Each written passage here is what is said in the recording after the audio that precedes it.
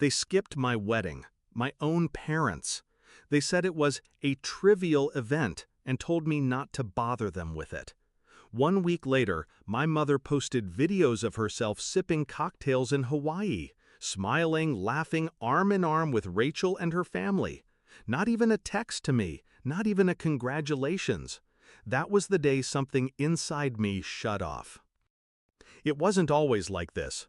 I used to be the dependable one, the son who sent money every month, the one they leaned on when Rachel's husband's business failed, when dad's debts piled up, when mom cried about losing the house. I signed loan guarantees because family comes first. I thought love meant carrying the weight, even if no one ever said thank you. I believed that until the wedding, until I stood at the altar looking at the empty chairs reserved for my parents. The signs had been there. The way my calls always went unanswered unless I was wiring money, the way Rachel's kids got brand new iPads while I lived in a one-bedroom with peeling paint, the way every sacrifice I made disappeared into a black hole of entitlement. But that Hawaii video, that was the knife. They could have come to my wedding. They just chose Rachel's luxury over my vows. And they expected me to stay silent. I didn't rage, I didn't beg, I didn't even cry. I went cold. I pulled out the loan documents I had signed, my father's loans, backed by my name. Years of debt that chained me to their irresponsibility. They thought I was trapped, that my silence was permanent. But silence isn't weakness.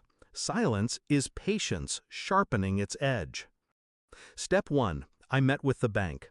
The loans weren't mine, not technically. I was the guarantor, which meant I had power they didn't realize I could wield. Step 2. I gathered proof.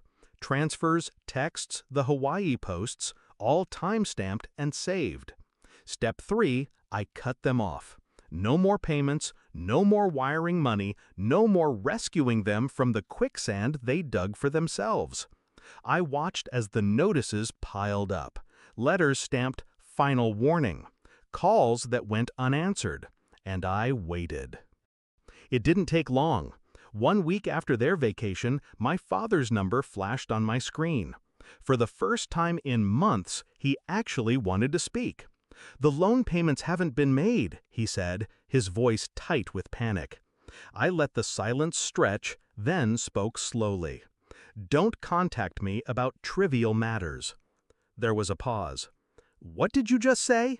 "You heard me. You taught me, remember? My wedding was trivial. My life, trivial.